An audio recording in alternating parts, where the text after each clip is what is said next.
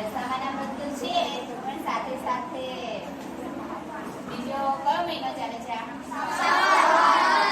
શ્રાવણ મહિનામાં કોની પૂજા થાય? મહાદેવ.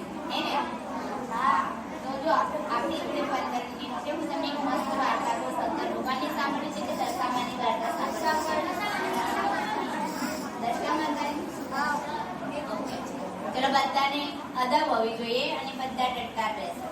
જે શંકર ભગવાનની વાર્તા છે ને બહુ મસ્ત છે. તમને લોકો ધડુમ ધડુમ આવડે છે? નહીં આવડે તો હું આજે થોડીક વાર્તા. એક વખતની વાત છે.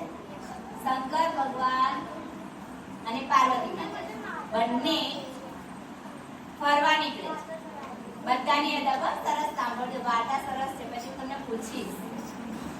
બંને ફરવા નીકળે છે અને ફરતા ફરતા શું થાય છે કે એક ખેતર આવે છે.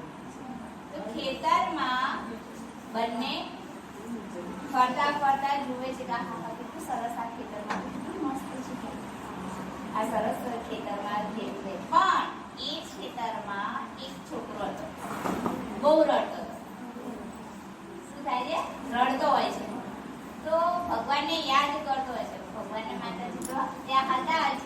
પછી આવે છે છોકરાને પૂછે છે કે બેટા તને શું થયું, શા માટે રડે છે? ભગવાન કોને પૂછે? પેલા છોકરાને પૂછે કે બેટા શા માટે રડે છે? તો શું કહે છે?